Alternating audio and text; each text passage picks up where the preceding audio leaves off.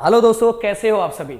आपके PG sir आपके लिए लेके आ गया मैकेनिकल प्रॉपर्टी ऑफ फ्लूइड का नेक्स्ट टॉपिक। उसके पहले मैं बताना चाहूंगा कि इस प्लेटफॉर्म पे 7th 8 9 10 11 12 साइंस कॉमर्स आर्ट सभी के वीडियो लेक्चर्स आ रहे हैं। अगर आप हमें सपोर्ट करना चाहते हैं तो अपने दोस्तों, रिलेटिव्स एंड जो भी फ्रेंड्स जिनको जरूरत है, जिनको वीडियो लेक्चर्स की जरूरत है, उनको शेयर करके हमें सपोर्ट कर सकते हैं। अगर आपको ये वीडियो पसंद आए तो वीडियो को लाइक कर सकते हैं, चैनल अच्छा लगे तो चैनल को सब्सक्राइब कर सकते हैं एंड दोस्तों को शेयर भी कर सकते हैं। सो गाइज, आज जो टॉपिक मैं करवाने वाला हूं मैकेनिकल प्रॉपर्टी ऑफ फ्लूइड्स का absolute pressure and gauge pressure में का कुछ टॉपिक मैंने लिया हुआ है। वो डेफिनेशन जो उसके अंदर है, जो इंपॉर्टेंट डेरिवेशन है, जो एग्जाम में फिक्स आने वाला है, वो लिया है। तो एटमॉस्फेरिक प्रेशर क्या होता है, सिंपल और सरल लैंग्वेज में बोला जाए, एक सिंपल टर्म में बोला जाए कि एटमॉस्फेरिक प्रेशर क्या होता है, तो मैं आपको बता दूं कि अर्थ पे रहने वाले किसी भी ऑब्जेक्ट पे जो हमारा एटमॉस्फेयर में प्रेजेंट एयर जो प्रेशर क्रिएट कर रहा है, वही एटमॉस्फेरिक प्रेशर है। जैसे मान लो मैं ऑब्जेक्ट हूं, मैं एक एटमॉस्फेयर में हूं, तो एटमॉस्फेयर में रहने वाला एयर मेरे ऊपर क्या लगा रहा है, प्रेशर लगा रहा है, और ये जो प्रेशर लगा रहा है यही मेरे लिए एटमॉस्फेरिक प्रेशर है। ओके, सो गाइस, एटमॉस्फेरिक कहां से, अब आपको पता है कि एयर के जो वर्टिकल कॉलम है, ये मेरे पे क्या लगा रहा है, प्रेशर लगा रहे हैं, क्या लगा रहे हैं, प्रेशर, और यही प्रेशर मेरे लिए एटमॉस्फेरिक प्रेशर है। तो एक बार डेफिनेशन हम देख लेते हैं। Atmospheric pressure at any point is equal to weight of the vertical column of air, और जितना मेरा क्रॉस सेक्शनल एरिया होगा उतना मेरे ऊपर क्या लगेगा, प्रेशर लगेगा।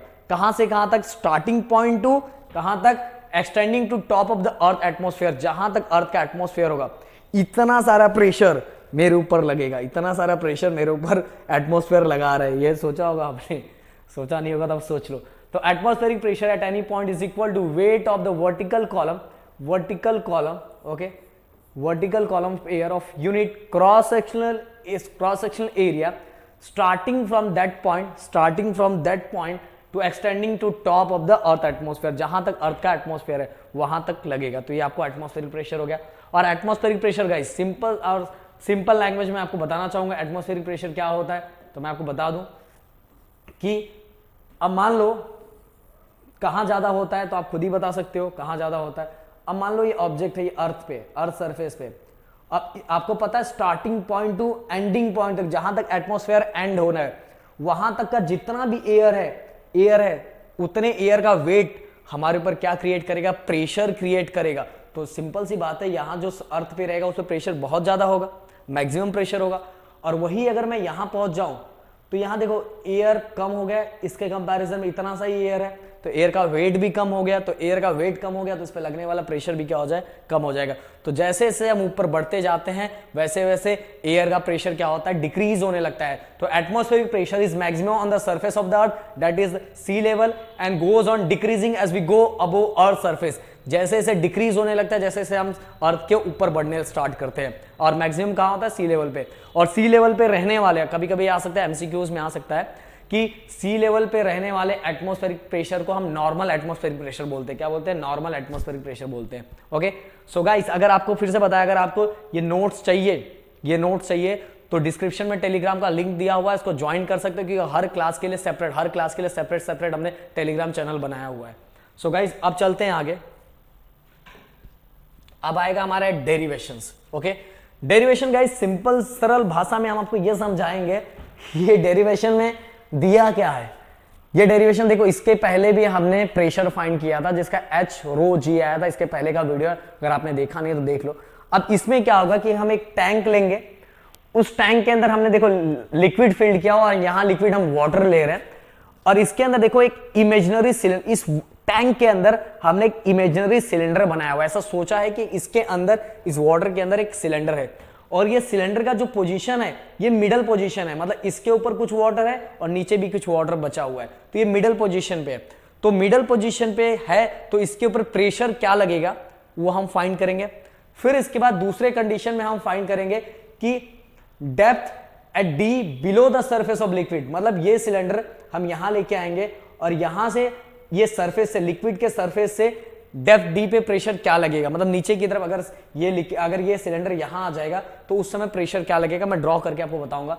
और यही सिलेंडर को अगर मैं लेके आ जाऊंगा अबोव द लिक्विड सरफेस, तो उस समय प्रेशर क्या होगा। सो ये समय फाइंड करना है। बाकी अभी नहीं समझा तो आगे मैं डेरिवेशन भी करवाऊंगा तो समझ में आ जाएगा, क्योंकि इतना जल्दी किसी को समझ में आ जाएगा तो क्या मतलब। ओके, सो गाइज, सिंपल सा वही लिखा हो, consider a tank filled with the liquid, एक टैंक कंसीडर करना है, वो लिक्विड से भरा हुआ हो, डेंसिटी हमने वाटर की डेंसिटी ले ली है, और ए हमारा ये हमारा जो बेस है किसका, ये जो हमने सिलेंडर लिया हुआ है, सिलेंडर का बेस ए लिया हुआ है। अब guys here H equal to H1 minus H2, मतलब कहने का मतलब क्या है कि अब मान लो यहां से यहां तक पूरा हमने H1 लिया हुआ है और ये हमारा H2 है। ओके, ये हमारा H1 है और ये हमारा H2 है। अगर मैं दोनों को माइनस करता हूं तो ये मुझे पूरा लिक्विड कॉलम सिलेंडर के अंदर का मिल जाएगा, तो H1 minus H2 equal to H मिल जाएगा। ओके, सो इसीलिए यहां लिखा हुआ है H1 माइनस H2, और H1 की लाइन आपको बड़ी दिखाई दे रही है, इसलिए H1 is greater than H2। Okay, already दिया हुआ है। अब गाइस आपको दिख रहा होगा जो हमने इमेजिनरी सिलेंडर लिया हुआ है, मतलब ऐसा मान लिया है कि टैंक के अंदर एक इमेजिनरी सिलेंडर हमने ड्रॉ किया हुआ है, इसके ऊपर देखो कुछ लिक्विड है और ये सिलेंडर के नीचे भी कुछ लिक्विड है, तो ये लिक्विड इसके ऊपर कुछ क्या लगा रहे हैं, फोर्स लगा रहे हैं, उस फोर्स के कारण ही एक प्रेशर क्रिएट हो रहा है। सेम चीज यहां रहने वाला लिक्विड भी इस बॉटम पे जो सिलेंडर है इसके ऊपर क्या कुछ लगा रहा है, फोर्स लगा रहा है, और फोर्स के कारण क्या क्रिएट हो रहा है, प्रेशर क्रिएट हो रहा है। सो वही दिया हुआ है कि एट हाइट H1 पे प्रेशर जो क्रिएट हो रहा है P1, और एट हाइट H2 पे जो प्रेशर क्रिएट हो रहा है वो P2 है। तो वही लिखा हुआ है, let P1 and P2 are the pressure at height H1 and H2 respectively. Okay, अब हमें ये फोर्स फाइंड करना है, दोनों फोर्स फाइंड करना है, तो आपको प्रेशर का फॉर्मूला पता होगा, नहीं पता होगा तो बता देता हूं। P1 equal to force per unit area, cross sectional area तो सेम है इसलिए हमने ए बस लिया हुआ है। अब इसके थ्रू हमें F1 मिल जाएगा, F1 equal to P1 into ए। बस हमने इसको क्रॉस मल्टीप्लाई किया। अब force due to weight of the column below the cylinder acting upward. Okay, ये फोर्स हमें फाइंड करना है, तो ये भी इसके थ्रू ही फाइंड करेंगे, प्रेशर के through, F2 upon a. Therefore F2 equal to क्या हो जाएगा, दोनों मल्टीप्लाई। ओके गाइस, तो ये भी फाइंड हो गया। अब देखो सिलेंडर के अंदर, इस जो इमेजिनरी सिलेंडर है इसके अंदर भी कुछ लिक्विड है, वो लिक्विड मतलब वाटर है, तो इस वाटर का भी कुछ वेट होगा, उस वेट को हम लोग लेते हैं W equal to mg। Okay, so guys ये हो गया, एकदम सिंपल टर्म में मैंने बता दिया कि देखो हमें फाइंड क्या करना है, फिर से बता रहा हूं, एग्जाम में यही आने वाला है, derive an expression for the absolute pressure P eight depth D। मतलब ये जो सिलेंडर है इसको हम यहां सरफेस पे लाएंगे और यहां से डेप्थ D, यहां एक डेप्थ लेंगे, उस डेप्थ पे प्रेशर क्या होगा, below the surface of the liquid and the height H above the surface of liquid. फिर इसी सिलेंडर को सरफेस के ऊपर लेंगे, उस समय प्रेशर, ये लिक्विड कॉलम क्या प्रेशर अप्लाई करता है, उससे रिलेटेड एक डेरिवेशन फाइंड करेंगे। सो अभी वो तो आगे है, अब बढ़ते हैं आगे। अब गाइस मैं एक एक करके यहां लिख लेता हूं तो आपके लिए सिंपल होगा थोड़ा। F1 हमारा क्या है, P1 इंटू ए। F2 क्या है हमारा, P2 इंटू ए। ओके, फिर इसके बाद इसको दे दो 1, इसको दे दो 2। इसके बाद हमने वेट भी फाइंड किया, जो सिलेंडर के अंदर जो लिक्विड था mg, ये हो गया हमारा 3। ओके गाइस, अब हमें ये मास फाइंड करना है, इसीलिए हम यहाँ एक चीज का हेल्प लेंगे, डेंसिटी ऑफ द लिक्विड जो था हमारा, mass upon volume. Okay, so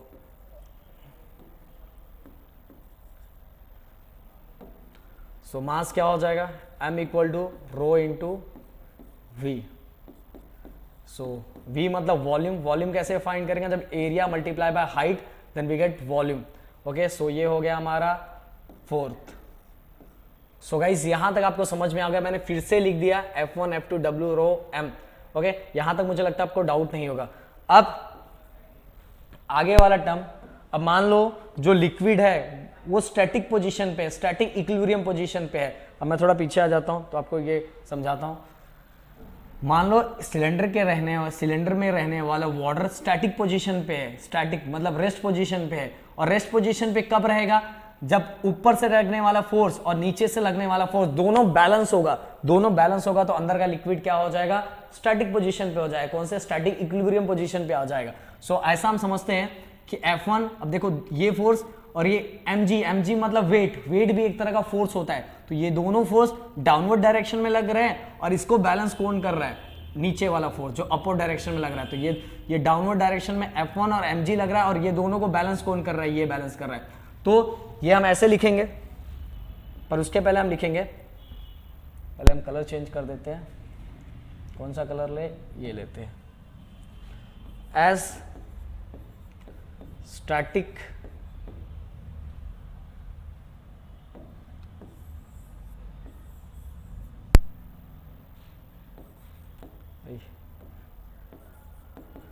as water is in static equilibrium, as static equilibrium position।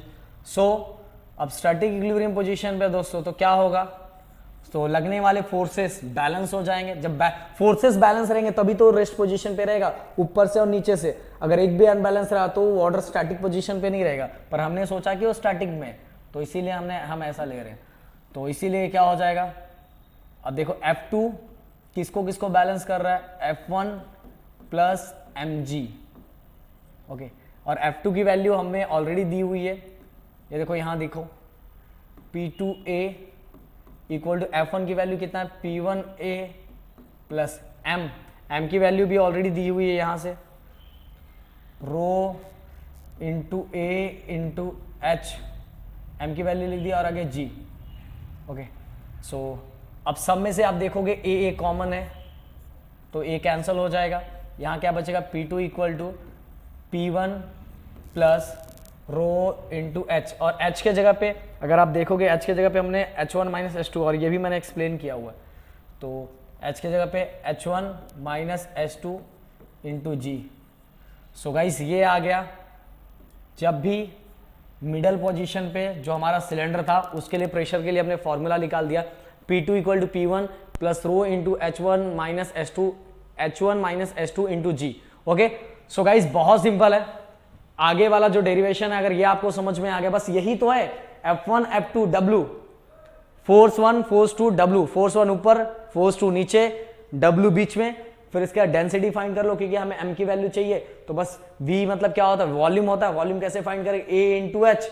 Okay, और वाटर अगर स्टैटिक पोजीशन पे है तो F2 equal to m1 plus mg, और F2 की वैल्यू पुट करो, F1 की वैल्यू पुट करो, m क्या होता है, rho into A into H. Okay, तो एकदम सिंपल तो है, क्या ये क्या हार्ड है। चलो आगे। सो गाइस अब मैं स्क्रीन चेंज करूंगा क्योंकि आपको बता दूं कि यही इसके बाद कुछ कंडीशंस है, कुछ कंडीशंस वही वाला कंडीशन कि सरफेस से डेप्थ में कितना प्रेशर लगेगा उससे रिलेटेड एक डेरिवेशन होगा। फिर अगर वो सिलेंडर सरफेस के ऊपर होगा, सरफेस के ऊपर रहेगा तो प्रेशर कितना होगा, तो उससे रिलेटेड डेरिवेशन है। आगे समझ जाएगा मैं क्या बोल रहा हूं। तो बढ़ते हैं आगे। अब मान लो कंडीशन ये है हमारा, और पहले हम सिलेंडर बना दे। ये हमारा टैंक है और टैंक के अंदर ये वाटर का सरफेस है। ओके, अब ये सरफेस से डेप्थ में जाएगा। इस सिलेंडर का कलर हम चेंज कर देते भाई।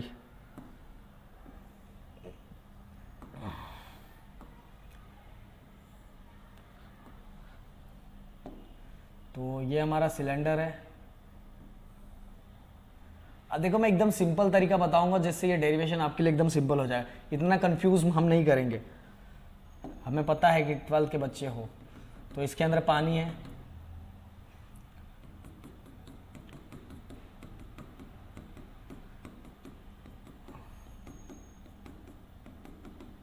ओके। सबसे पहले मैं जो फॉर्मूला था, इक्वेशन जो मिला था वो इक्वेशन में बना दूं। P2 equal P1 plus H1 minus H2 rho जी।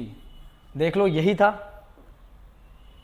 P1 equal P1 plus rho into H1 minus H2 into g. आगे पीछे लिखा है उसका कोई टेंशन नहीं। Okay, P1 plus H1 minus H2 rho g. अब गाइस हमें यही सब चीजों को चेंज करना है, हमें और बाकी कुछ सोचना ही नहीं है। बस P2 P1 को हमने चेंज कर दिया, H1 H2 को चेंज कर दिया, हमारा सब कुछ हो गया। सो हमें जो चाहिए उसी को चेंज करेंगे। अब देखो ध्यान दो, जैसे हमने पहले किया था। अब ये सिलेंडर, अभी हम देखो pressure of the depth D below, मतलब दो उसमें डेरिवेशन था, एक डेप्थ D वाला था, एक हाइट h वाला था, ये 2 डेरिवेशन था, तो मैं इसको ही देख के चेंज करूंगा चीजों को, ध्यान देना एकदम। अब यहां प्रेशर P1 था पहले वाले में, अब अगर ये सरफेस पे है, ये वाला जो सिलेंडर है सरफेस पे है, तो यहां प्रेशर P1 के जगह हम P0 लेंगे, और ये प्रेशर P2 था, प्रेशर P2 था, अब P0 है, यहां ओनली क्या लेंगे, P लेंगे। ओके, ध्यान दो, बस यही चीजें रिप्लेस करना है आपको। इसके बाद हाइट को रिप्लेस करना है। अब हाइट, इससे पहले ये ऊपर वाला H1 था, क्या था, H1 था, आपको पता है, और H1 यहाँ हाइट तो 0 हो गया, ये 0 हो गया, और इससे पहले ये हाइट H2 था, और ये डेप्थ में नीचे जा रहा है, इसलिए हाइट क्या हो गया, -h इक्वल टू डी, या तो -h लिखो या d लिखो, क्योंकि जो प्रेशर कहाँ जा रहा है, डाउनवर्ड डायरेक्शन में, इसलिए -h, और डेप्थ को या तो डायरेक्ट d भी लिख सकते हो। बस इतना ही जरूरत है, बस इतना ही अपने को पुट करना है, किसके लिए, below surface of the liquid, below the surface of liquid. Okay, so guys चलो अपोजिट डायरेक्शन में P2 के जगह पे क्या है, चलो देख लो P2 के जगह पे क्या है, आपको चाहिए तो यहां पोजीशन फिर से लिख दो, P2 क्या है, P1 क्या है, ओके, फिर इसके बाद H1 क्या है, 0, H2 क्या है, H2 की तरह मेरे दोस्त -h या तो d। ओके, फिर इक्वेशन में पुट कर दो, गिवन इक्वेशन में P2 के जगह P हो गया, P1 के जगह P0 हो गया, plus H1 minus H2, H1 तो 0 हो गया, और H2 या तो -h ले लो, देखो ये माइनस माइनस प्लस हो जाएगा तो ओनली h बचेगा। ओके, और किधर गया है, रो g, तो ये P0 प्लस h रो g, या तो dPg। ओके, आप ये भी पुट कर सकते हो। सो गाइस, ये आपका हो गया डेप्थ के लिए, ये आपका डेप्थ के लिए बन गया ये वाला फार्मूला। तो एकदम सिंपल तरीके में मैंने बता दिया, एकदम सिंपल एंड सरल भाषा में। अब बढ़ते हैं आगे, अगला अब हाइट वाले कंडीशन में आप देखोगे फिर से वैसा ही, एक टैंक हम ले लेते हैं, एक टैंक ले लेते हैं,